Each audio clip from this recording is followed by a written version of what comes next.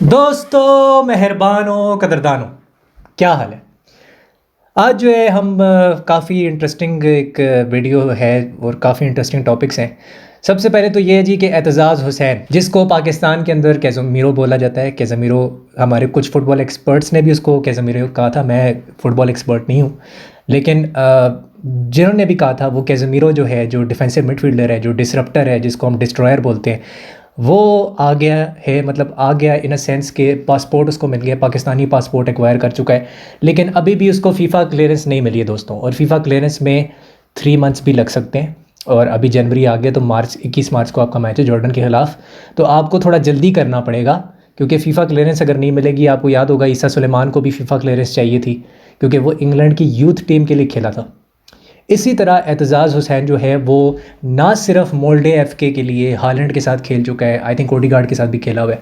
तो हालैंड के साथ वो खेला हुआ है 2017 वाले टाइम पे इन द ये जो नॉर्वेजियन लीग है। तो नॉर्वे की यूथ टीम के लिए भी खेला है हमारा ये जो एतज़ाज़ मुज़फ़्फ़र हुसैन, मियाँ साहब जो है, मियाँ एतज़ाज़ मुज़फ़्फ़र हुसैन। तो ये खेला हुआ है और इसको कहा जाता है कि ये प्रॉबेबली द बेस्ट, मेरे हिसाब से तो ही इज़ द बेस्ट। कुछ लोग कहते हैं ओले सेतर जो है वो बेस्ट है, लेकिन मेरे हिसाब से ही is the best overseas Pakistani, जो कि इस वक्त बाहर की लीग में खेल रहा है। और बहुत ही ज़बरदस्त प्लेयर है। He is now 30 years old. और सीन ये है कि अभी he is right now playing in Cyprus की डिविजन्स में ये खेल रहा है। तो बात इतनी सी है कि ये बहुत बहुत ही खुशखबरी वाली बात है। सारे पाकिस्तानी जो फ़ुटबॉल फैंस हैं उनको मुबारक हो, क्योंकि आप समझ लो आपने एक जंग जीत ली है, ठीक है। और ये हर पाकिस्तानी फ़ुटबॉल फ़ैन की जीत है। आज आज ये जो जो कल आज में न्यूज़ आई है। और अली एहसन को मैं यहाँ शाउट आउट देना चाहता हूँ। मैं यहाँ पे शाउट आउट देना चाहता हूँ शाहरुख सुहेल को, ज़ीशान शफ़ी को, जिन्होंने ट्विटर पे बहुत ज़्यादा आवाज़ें उठाई हैं फ़ॉर एतज़ाज़ हुसैन। एंड यहाँ पे क्रेडिट जाता है शहज़ाद अनवर को भी, क्योंकि वो भी पसे पर्दा बिहाइंड द सीन्स काफ़ी सेवरस स्नेप की तरह काम कर रहे हैं फॉर द डायस्पोरा प्लेयर्स। और जो भी इस वक्त कमेटी में काम कर रहे हैं, जो भी ये डायस्पोरा प्लेयर्स के लिए काम कर रहे हैं कि इनको लाने के लिए, उनको भी मैं मुबारकबाद देता हूँ। द थिंग इज़ कि एतज़ाज़ का अभी भी बस ये है कि मुझे ये टेंशन लगी हुई है कि उसको टाइम पे फीफा क्लियरेंस मिलेगी या नहीं मिलेगी। ये सवाल मेरे दिमाग में बहुत ज़्यादा खटक रहा है, like any Pakistani football fan, क्योंकि 21 मार्च को हमारा मैच आ रहा है। दूसरी बड़ी ज़बरदस्त खबर आई है दोस्तों कि जियो न्यूज़ पे आर्टिकल आया था कि फरवरी के एंड तक जो इस्लामाबाद का स्टेडियम है उसमें लाइट्स लग जाएंगी, फरवरी के लास्ट वीक तक। ये एक प्रॉपर ख़बर आ चुकी है, जिसकी बुनियाद पे हम कह सकते हैं कि हम 21 मार्च को जो जॉर्डन के अगेंस्ट हमने मैच करवाना है होम पे, वो जो रमज़ान में होना है वो हम करवाने में कामयाब हो जाएंगे। I am pretty sure of that. तो ये एक और ब्लॉकबस्टर किस्म की न्यूज़ आई है। तो एतज़ाज़ हुसैन के आने से होगा क्या, अगर मैं एतज़ाज़ पे वापस आऊँ, आपको एक स्टेबिलिटी मिलेगी, ठीक है। आपको एक प्रॉपर किस्म की यहाँ पे एक कंट्रोलर, तो वो मैं उसको नहीं कहूँगा, even though he can control the game in some phases of play, he can 10-15 minutes के लिए या 20 मिनट्स तक कुछ स्पेल्स में आपको कंट्रोल नज़र आएगा, but he is literally a disrupter. हाँ, बॉल कैरी भी वो कर सकता है। क्या वो एक बेटर बॉल कैरियर है than a disrupter? I think not. मुझे वो एज अ डिसरप्टर ज़्यादा अच्छा लगता है। और मुझे ऐसा लगता है कि एतज़ाज़ जो है वो every aspect of the game, जो मैंने बात की कि कंट्रोलर, बॉल कैरियर और डिस्ट्रॉयर, ये तीनों रोल्स वो निभा सकता है। But I think he is the best destroyer we can have. क्योंकि मैंने ये कहा था कि सदाम हुसैन को जो है वो लोकल्स में कंसिडर किया जा सकता है अगर एतज़ाज़ हुसैन नहीं आता। तो आई थिंक ये तीनों रोल्स वो कर सकता है। एक सिंगल पिवट में भी वो खेल सकता है। आई think he is the only player जो कि सिंगल पिवट के अंदर खेल सकता है पाकिस्तान फ़ुटबॉल टीम के लिए। How will he fair versus, यहाँ पे एक सवाल आता है, जॉर्डन एक बहुत तगड़ी साइड है। हमें पता है वो स्पेन से भी खेले हुए और बड़ा क्लोजली वो हारे थे बट बहुत क्लोजली वो मैचेस हारे थे। और वो नॉर्वे के अगेंस्ट भी खेले थे, जिसमें अर्लिंग हालैंड, ये ओडीगार्ड, ये सारे दोनों खेल रहे थे। जॉर्डन के जो प्लेयर्स हैं ये इनके ख़िलाफ़ भी खेले। तो Jordan is not going to be a piece of cake, तो ये चीज़ है। लेकिन एतज़ाज़ के आने से फ्यूचर गेम्स में हमें बहुत फ़ायदा हो सकता है। एतज़ाज़ को थोड़ा सिस्टम में ढलने में टाइम लगेगा, क्योंकि स्टेफन कॉन्स्टेंटाइन का जो सिस्टम है उसको भी समझने में टाइम लगेगा। हर मैनेजर की जो फ़िलासफ़ी होती है या जो आइडेंटिटी होती है या जो भी उसका मंत्रा होता है खेलने का, उसको समझने में हर प्लेयर को टाइम लगता है। कुछ लोगों को कम टाइम लगता है, ठीक है। जैसे मैं अगर कहूँ कि मैकैलिस्टर है यर्गन क्लॉप के अंडर, वो उसको कम टाइम लगा है। फ़िलासफ़ी समझने में। कुछ लोगों को ज़रा ज़्यादा टाइम लगा है। कोडी गाकपो को 6 महीने लगे थे कि यर्गन क्लॉप की प्रेसिंग सिस्टम को समझ सके और सीख सके। दूसरी तरफ डार्विन नुनेज़ है, वो अभी तक स्ट्रगल कर रहा है कुछ सर्टेन फेजेस ऑफ प्ले में अंडर यर्गन क्लॉप, तो उसको नहीं थोड़ी समझ आती। और कुछ फेजेस ऑफ प्ले में डार्विन नुनेज़ बहुत अच्छा भी खेलता है। तो ये चीज़ें हैं, लेकिन बात सारी वही आ जाती है कि ऑन द बॉल और ऑफ द बॉल। तो ये चीज़ें हैं जो कि हो सकती हैं। लेकिन आज का जो टॉपिक है दोस्तों, बड़ा इंटरेस्टिंग टॉपिक है, और मेरे जहन में कुछ सवालात थे जो कि मैं क्लियर करना चाहता था, और मैं उसी जो अपने सवालात हैं उन्हीं को क्लियर करने के लिए मैं ये वीडियो बना रहा हूँ। और बात इतनी सी है कि मैंने पिछली वीडियो में कहा था कि जो विमेंस टीम है, मैंने विमेंस टीम की बात की थी कि यार वो एक बड़ा इंपॉर्टेंट फैक्टर है कि अगर क्लब लाइसेंस करवाना है, ठीक है। लेकिन प्रॉब्लम ये है कि वो मैंडेटरी नहीं है। It is not mandatory. Mandatory बोले तो नेसेसरी नहीं है, ज़रूरी नहीं है कि आप एक विमेंस टीम बनाएं। उसका रीज़न ये है, जो कि मैं पिछली वीडियो में मैं ख़ुद भी नहीं मैं ये समझ पाया था ये बात, कि सी कैटेगरी के अंदर आता है विमेंस टीम का जो ये सारा निज़ाम है। अब कुछ लोग जो है, कुछ पाकिस्तानी क्लब्स बड़े खुश होंगे क्योंकि उसके अंदर कुछ पैट्रियार्कल सोच के लोग जो हैं वो बैठे हुए हैं, and they don't give shit about women's football. तो वो तो कहेंगे भी जान छूटी तो ठीक है, फिट है, हमारे लिए तो कोई मसला ही नहीं, हम तो वैसे भी नहीं करना चाहते थे, we don't give a shit about women's football. तो ये होने वाला इस तरह का माइंडसेट बिल्कुल है पाकिस्तान में, और डिफरेंट क्लब्स में मौजूद है। तो ये प्रॉब्लम है, और ये पूरे साउथ एशिया का मसला है। मेरे हिसाब से विमेंस जो फुटबॉल है उसको मैंडेटरी कर देना चाहिए कि हर टीम की, अभी आप जैसे देखें मोहन बगान की कोई विमेंस टीम नहीं है, अगर if I am not mistaken Bengaluru की भी कोई विमेंस टीम नहीं है, लेकिन वो AFC कप में खेल रहे होते हैं। तो मेरे ख़्याल से तो ये मैंडेटरी कर देना चाहिए। अब कुछ लोग मुझे फेमिनिस्ट बोलना शुरू कर देंगे इस बात पे, तो ये चीज़ है। लेकिन मैं ये बिलीव करता हूँ कि women's football is very important, और उनको कम्पीट भी करना चाहिए। विमेंस फुटबॉल की टीम भी होनी चाहिए, और उसकी यूथ अकेडमी भी होनी चाहिए। जितना इंपॉर्टेंस आप यूथ अकेडमी को देते हो, आपको उतनी इंपॉर्टेंस विमेंस फुटबॉल को भी करना चाहिए। लेकिन मैं यहाँ पर ये क्लेरिफाई करना चाहता हूँ कि विमेंस फुटबॉल जो है वो ज़रूरी नहीं है, क्योंकि वो C कैटेगरी में आती है। A और B कैटेगरी जो होती है, जो मैंने आर्टिकल आपको पिछली वीडियो में समझाए थे, आर्टिकल 16 से लेकर आर्टिकल 20 तक, A और B कैटेगरी जो है वो मैंडेटरी है, वो आपने करना ही करना है, ठीक है, वो ज़रूरी है। उसके बगैर आपको AFC क्लब लाइसेंस मिल नहीं सकता। इसके बगैर आपको फिर भी मिल जाएगा, जो कि मुझे अब ये अफसोस हो रहा है ये कहते हुए कि ये AFC ने किस किस्म का निज़ाम बनाया है। तो दूसरा ये है कि मैं इस गलत फ़हमी में था, और मैं सोचता भी रहा कि यार मोहन बगान कैसे खेल रही है AFC कप में जब उनकी विमेंस टीम ही नहीं है। तो फिर मैंने थोड़ा सा इसके ऊपर रिसर्च की, और मुझे पता लगा कि मैं इस गलत फ़हमी में था कि सारे जो इंडियन क्लब्स हैं, क्योंकि मुझे ये लगता था कि जो ISL के क्लब्स हैं, अगर ISL में आपको खेलना है तो उसके लिए ज़रूरी है कि आपके पास AFC क्लब लाइसेंस होना चाहिए, ठीक है। तो कहने का मेरा मकसद ये था कि इंडियन जो क्लब लाइसेंसिंग सिस्टम है, ठीक है, जिसमें प्रीमियर 1 आता है और प्रीमियर 2 आता है।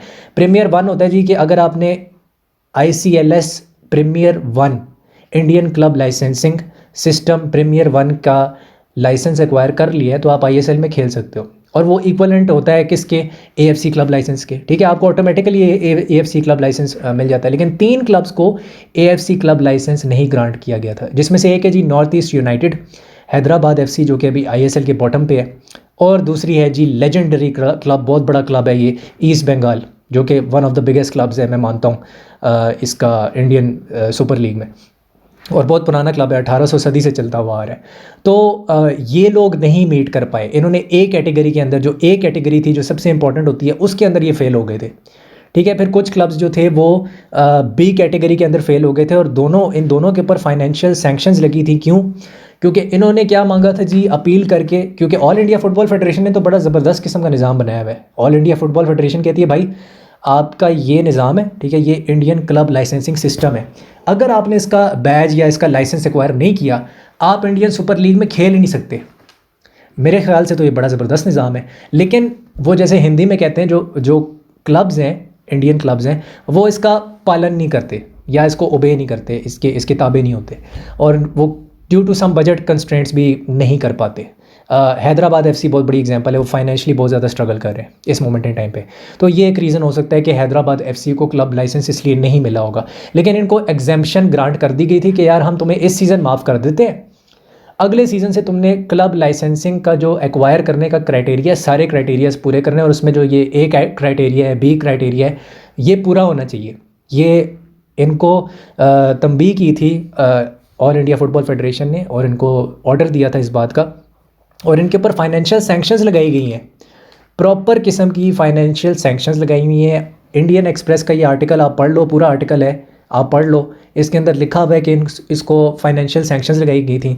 दूसरा, ये जो आईएसएल इंडियन क्लब्स जो सिस्टम है, जो लाइसेंसिंग सिस्टम है, इससे हम ये सीख सकते हैं एज अ पाकिस्तानी कि इंडियन क्लब लाइसेंसिंग सिस्टम में मज़े की बात ये, और ये बड़ी खूबसूरत बात है, मैं यहाँ पे दाद देना चाहता हूँ ऑल इंडिया फुटबॉल फेडरेशन को, कि यार इन्होंने लीग 2 जो इनकी सेकंड डिवीज़न है उसके लिए भी क्लब लाइसेंसिंग रखी हुई है कि यार अगर आपके पास इंडियन क्लब लाइसेंसिंग सिस्टम में अगर आप नहीं उसके ऊपर पूरा उतरते, आप उसमें नहीं खेल सकते अपना आई लीग में। ऑफ कोर्स एग्जेम्पशंस मिल जाती हैं, मुझे पता है हमेशा मिल जाती हैं, लेकिन ये एक रूल है कि आप आई लीग जो सेकंड डिवीज़न है इंडिया की उसमें आप नहीं खेल सकते अगर आपके पास ये Indian club licensing system premier 2 नहीं है। Premier 2 is for I league जो सेकंड डिवीज़न है।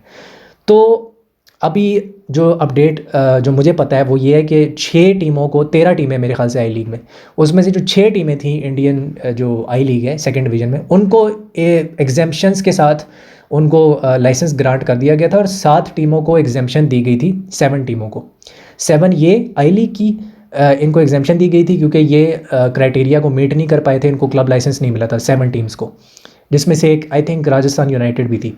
और 3 जो टीमें हैं आईएसएल की, उनको भी, जो मैंने जिनका पहले नाम लिया, उनको भी क्लब लाइसेंस नहीं मिला था, लेकिन वो फिर भी आईएसएल में खेल रहे हैं क्योंकि क्या मिल गया, एग्जेम्पशन मिल गया, उन्होंने अपील कर दी एग्जेम्पशन के लिए। लेकिन एग्जेम्पशन एक अच्छी चीज़ नहीं है, ठीक है। ऑल इंडिया फुटबॉल फेडरेशन ने आपको रास्ता बताया हुआ है कि आपने इन रूल्स के ऊपर, इन रेगुलेशंस के ऊपर चलना है, और आपने इस क्राइटेरिया को मीट करना है जिसमें क्राइटेरिया ए और बी आता है। अगर आप नहीं करते तो आपकी वजह से इंडियन सुपर लीग जो है उसका मयार नीचे गिरता है, उसकी जो वैल्यू है, जो उसकी एक स्टेचर है वो नीचे गिरता है, क्योंकि माना यही जाता है कि यार Indian super league is the best league in south Asia, ठीक है, तो उसके सारे क्लब्स के पास ही लाइसेंस होगा। मैंने भी यही अज्यूम किया हुआ था, बट ऐसा नहीं है, ये सच्चाई नहीं है। आई थिंक यहाँ पे थोड़ा सा इंप्रूवमेंट की ज़रूरत है क्लब्स को, इंडियन क्लब्स को। ऑल इंडिया फुटबॉल फेडरेशन तो ठीक काम कर रहा है, उस पर मैं नहीं कह सकता, लेकिन वहाँ पे थोड़ा जो क्लब्स की साइड है, अगर वो वहाँ से अपना काम नहीं करेंगे तो फिर बड़ा मसला हो जाएगा। और जिस तरह के मैं आपको बता रहा हूँ कि ये पाकिस्तान के अंदर भी ये निज़ाम लेकर आना चाहिए। मेरा कहने का मकसद ये है कि हम क्या सीख सकते हैं जो इंडियन क्लब लाइसेंसिंग सिस्टम है, उससे हम ये सीख सकते हैं कि ये जो निज़ाम है ये आना चाहिए पाकिस्तान के अंदर, कि अगर आपके पास पाकिस्तान क्लब लाइसेंसिंग सिस्टम के तहत क्लब का लाइसेंस नहीं है, आप पाकिस्तान प्रीमियर लीग में नहीं खेल सकते, और आपके ऊपर फाइनेंशियल सैंक्शंस लगेंगी। ये होना चाहिए, मेरे हिसाब से ये होना चाहिए। इससे ये कि क्लब्स जो हैं पाकिस्तान के, वो क्लब लाइसेंसिंग की तरफ अपना माइंड तो बनाएंगे। यहाँ तो लोग माइंड ही नहीं बनाते भाई, ये तो लोग सोचते ही नहीं है इस बारे में, लोग अभी सोच भी नहीं रहे इस बारे में। तो आई थिंक ये करना ज़रूरी है और ये इंपॉर्टेंट है। दूसरा, बहुत ज़्यादा आप लोगों ने सवाल पूछा था जी, के इलेक्ट्रिक कैसे खेल गया, के इलेक्ट्रिक कैसे खेल गया 2016 में एएफसी कप में। के इलेक्ट्रिक जब 2016 में एएफसी कप का प्लेऑफ खेला है, जो कि कराची का क्लब था, मैं आपको ये बताता चलूँ कि उस वक्त मैंडेटरी नहीं था, it was not necessary to get a club license at that time. ये नेसेसरी कब हुआ है क्लब लाइसेंस लेना, ये मैंडेटरी कब हुआ है एएफसी क्लब लाइसेंस लेना, 2019-20 वाले सीज़न में, ये कोविड के टाइम पे, उस टाइम पे ये नेसेसरी हुआ है। तो वो उन्होंने तो कभी क्लब लाइसेंस लिया ही नहीं था के इलेक्ट्रिक ने। तो ये आपके सवाल का जवाब यहाँ पे हो जाता है। तो दोस्तों, बात इतनी सी है कि ये जो ए, बी और सी कैटेगरी है ना, ये जो मैं समझाने की आप लोगों को कोशिश कर रहा हूँ कि ये जो ए कैटेगरी है और बी कैटेगरी है और सी कैटेगरी है, आप ये आर्टिकल्स खोल के देख लो, आर्टिकल 16 से लेके आर्टिकल 20 तक। मैंने अपने इस वीडियो के नीचे भी मैं डिस्क्रिप्शन में डाल दूंगा एएफसी क्लब लाइसेंस का जो रेगुलेशंस है 2023, उसमें आप खुद चेक कर लो कि कौन सी ए कैटेगरी है और कौन सी बी कैटेगरी है। उसको मीट करना इंतहाई ज़रूरी है, इट इज़ नेसेसरी। उसके बगैर आपका कुछ नहीं हो सकता। मेरे ख़्याल से पाकिस्तान के अंदर भी जब भी लीग आती है, जिस ज़माने में भी लीग आती है, जब भी लीग आती है, एक क्लब लाइसेंसिंग सिस्टम होना चाहिए जिसका नाम होना चाहिए पाकिस्तान क्लब लाइसेंसिंग सिस्टम। और उसके तहत होना चाहिए कि यार ये जो है ना, ये आपको, अगर आप इसकी रिक्वायरमेंट्स को मीट कर देते हो तो आपको एएफसी क्लब का लाइसेंस भी ऑटोमेटिकली मिल जाएगा। और सेकंड डिवीज़न का करते हैं नहीं करते वो एक अलग कहानी है, लेकिन फ़र्स्ट डिवीज़न में पाकिस्तान के अंदर ये लाजमी होना चाहिए। और ये हम इंडिया के क्लब सिस्टम से काफ़ी चीज़ें सीख सकते हैं। यहाँ पे मैं एक और चीज़ ऐड करना चाहता हूँ कि राजस्थान यूनाइटेड जो थी, वो अपना जो स्टेडियम थी उसका नाम भी नहीं दर्ज करा सकी थी। मतलब उसका नाम भी नहीं वो प्रेजेंट कर सकी थी ऑल इंडिया फुटबॉल फेडरेशन के सामने, जिसकी वजह से उनको ये जो 8 जुलाई को जो ये आर्टिकल है उसमें लिखा हुआ है कि उनको एग्जामेशन नहीं मिली थी। अभी एग्जामेशन मिली है यानी आई थिंक मिल गई होगी, because obviously Rajasthan United I league में अगर आप टेबल देखें उसमें तो खेल रही है। दूसरा ये कि जो विमेंस लीग है इंडिया की वो भी बड़ी फैसिनेटिंग है, क्योंकि वो फैसिनेटिंग इसलिए है कि उसमें 7 to 8 टीम्स हैं, at least they have a league. ठीक है, मोहन बगान की विमेंस टीम नहीं है, बेंगलुरु की नहीं है, but they have a league जिसमें 7 विमेंस टीम खेलती हैं प्रॉपर प्रोफेशनल। केराला ब्लास्टर्स की भी थी, वो उन्होंने बंद कर दी, केराला ब्लास्टर्स वाली। अभी आई एम नॉट श्योर कि चल रही है यानी आई थिंक अभी भी शायद बंद ही है। वो कोई फाइनेंशियल रीजंस थे कि वो नहीं पैसा लगाना चाहते थे विमेंस टीम पे, क्योंकि जी मैंडेटरी नहीं है। ठीक है, मैं इसीलिए ये चाहता हूँ कि AFC इसको मैंडेटरी करे। मैं तो इसके ऊपर ये पूरा फोकस करूँगा, क्योंकि मेरे लिए मेरी विमेंस फ़ुटबॉल बहुत ज़्यादा अजीज़ है। और विमेंस फ़ुटबॉल की एक लीग होनी चाहिए पाकिस्तान के अंदर, विमेंस फ़ुटबॉल की यूथ अकेडमीज़ होनी चाहिए पाकिस्तान के अंदर, और 7 से 8 टीमें होनी चाहिए। मैं तो इसको बहुत ज़्यादा एडवोकेट करता हूँ। मैं तो इसमें बिलीव रखता हूँ कि विमेंस टीम के बगैर हमारा कुछ नहीं हो सकता। अगर हम उसमें बिलीव नहीं रखते तो फिर हम पता नहीं किस किस्म की सोसाइटी है, मुझे नहीं समझ आती। अक्सर लोग बात करते हैं जी औरत मार्च की, तो औरत मार्च में ना एक प्ले कार्ड लेकर ये भी खड़ा होना चाहिए कि यार विमेंस लीग जो है ना वो फ़ुटबॉल की होनी चाहिए, क्योंकि वो सही मांग होगी मेरी नज़र में। तो इस बात पे भी मुझे फतवे जारी हो जाएंगे अभी, लेकिन खैर है। यार दोस्तों, आज हम बात करेंगे लिवरपूल के हालात के ऊपर बात करते हैं, क्योंकि लिवरपूल के ऊपर मैंने काफ़ी टाइम से बात नहीं की है, तो मेरा बड़ा दिल कर रहा था। तो क्योंकि मेरा चैनल है तो मैं ज़ाहिर है बात कर लेता हूँ। फिर लिवरपूल जो है दोस्तों वो टॉप ऑफ द टेबल है और न्यूकासल को हरा दिया 4-2 से। मेरा चीता, मेरा अल्फ़ा मेल, हमारा रणबीर कपूर, मोहम्मद सलाह। रणबीर कपूर ने जैसे एनिमल के अंदर एंट्री दी थी ना अमेरिका से वापस आने के बाद, उसी तरह मोहम्मद सलाह ने इस सीज़न एंट्री दी है और बंदा तबाहियां मचा रहा है। 8 असिस्ट और 14 गोल कर चुका है 20 मैचेस के अंदर। अर्लिंग हालैंड और इसके सेम ही गोल्स हैं, लेकिन अर्लिंग हालैंड को ज़रा सर्विस ज़्यादा मिलती है, जबकि सलाह खुद एक क्रिएटर है। सलाह तो खुद असिस्ट करके दे रहा होता है प्लेयर्स को। तो 8 असिस्ट हैं बंदे की, 8। और अभी 2 असिस्ट उसने किए हैं न्यूकासल वाले मैच में, और बंदा जा रहा है if I am not mistaken 14 फरवरी तक। ठीक है, फुलम वाला मैच नहीं खेलेगा, फुलम के 2 मैचेस इनफैक्ट नहीं खेलेगा, आर्सेनल के भी 2 मैचेस नहीं खेलेगा। आर्सेनल के जो मैचेस थे आई थिंक FA कप में है जो कि संडे को है, और आर्सेनल का एक मैच हमारा किसके साथ है, ये एमिरेट्स स्टेडियम पे अवे फ्रॉम होम है प्रीमियर लीग में, तो वो है। दूसरा आई थिंक एक चेल्सी के साथ भी मैच आ रहा है, चेल्सी या वेस्ट हैम में से किसी एक के साथ मैच आ रहा है। तो ये 7-8 मैचेस हैं जिसमें मोहम्मद सलाह होगा ही नहीं। अब सलाह की जगह कौन खेलेगा? सलाह हमारा मेन प्लेयर है भाई, हमारा चीट कोड है। मतलब वो कहते हैं ना कि प्रीमियर लीग जीतने के लिए आपको चीट कोड चाहिए होता है, तो हमारा चीट कोड जो है वो 4 है हमारे पास। एक ट्रेंट अलेक्जेंडर आर्नल्ड है, वैन डाइक है, एलिसन हमारा कीपर, और सलाह। सलाह जा रहा है टिल 14 फरवरी, क्योंकि उसने एफकॉन खेलना है। जैसे यूरोज़ होते हैं उस तरह अफ्रीका में एफकॉन होते हैं। तो जैसे यहाँ पे AFC एशियन कप है, हमारा एंडो जो है, जो हमारा जापानीज़ प्लेयर है एंडो, वो AFC एशियन कप में जापान के लिए खेलेगा, जैसे इंडिया भी खेलेगी AFC एशियन कप में। तो एंडो भी जा रहा है। तो ये बड़े मसले हैं यार। और आई थिंक वो जो स्क्वाड डेप्थ वाली मैं अक्सर बात करता हूँ ना कि we need squad depth. Liverpool को 2 साइनिंग्स करनी पड़ेंगी, एक राइट बैक या लेफ़्ट बैक कोई एक साइन कर लो, या एक आंद्रे को ले आओ यार, वो जो डिफेंसिव मिडफील्डर है ब्राज़ील वाला, उसको ले आओ, ताकि कुछ तो हो जाए कि कम से कम हमारे पास। देखो फुल बैक्स की बहुत ज़्यादा प्रॉब्लम है। सिमिकस इंजर हो गया लेफ़्ट बैक हमारा, दूसरा जो हमारा लेफ़्ट बैक है मेन लेफ़्ट बैक रॉबर्टसन इंजर हो गया। अब हमारे पास अगर गोमेज़ को कुछ हो जाता है, गोमेज़ लेफ़्ट बैक खेल रहा है, सोचो ज़रा, वो उसकी पोजीशन ही नहीं है, इट्स नॉट हिज पोजीशन, वहाँ पे वो खेल रहा है। अब अगर वो कोई गलती कर देता है, अभी आजकल तो बहुत अच्छा खेल रहा है, लेकिन अगर वो कोई गलती कर देता है तो सारा मलबा उस पर ही गिरेगा। तो मैं ये समझता हूँ कि एक फुल बैक हमें ऐसा साइन करना चाहिए जो कि ना सिर्फ फुल बैक खेल सकता हो बल्कि सेंटर बैक भी खेल सकता हो।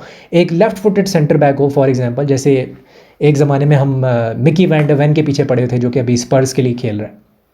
तो he was a left footed centre back जो कि लेफ़्ट बैक पे भी खेल सकता था, लेकिन वो हम नहीं कर पाए मटीरियलाइज, और वो भी हमारे हाथ से निकल गया। सवाल सबसे बड़ा ये है कि क्या FSG पैसा फेंकेगी?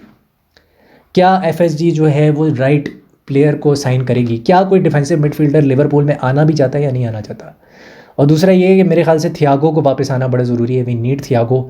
ल्यूटन टाउन की गेम आप उठा के देख लो, मैनचेस्टर यूनाइटेड वाली गेम आप उठा के देख लो, जो कि प्रॉबेबली लिवरपूल की वर्स्ट परफॉर्मेंस है। ये जो 2 मैचेस हैं ये लिवरपूल की वर्स्ट परफॉर्मेंसेज हैं इस सीज़न, और लिवरपूल टच वुड अभी तक सिर्फ एक मैच हारी है प्रीमियर लीग के अंदर। तो आई थिंक वो जो 2 गेम्स थी उसमें हमें एक थियागो जैसा प्लेयर चाहिए था। हमें एक ऐसा प्लेयर चाहिए था जो कि as a deep lying play maker create भी करके दे सकता हो और प्ले को डिसरप्ट भी कर सकता हो, ठीक है। और वो जो हम अक्सर बात करते हैं योहान क्राइफ टर्न की, वो थियागो टर्न जो कि बड़ा सिमिलर है to the Johan Cruyff turn वाला, तो वो जो थियागो भी उसको रेप्लिकेट करने की कोशिश करता है वो भी कर सकता है। हमें उसकी ज़रूरत है क्योंकि वो सेकंड लाइन ऑफ प्रेस जो है उसको चीर फाड़ के रख देता है, उसको बिल्कुल डेसीमेट कर देता है वो।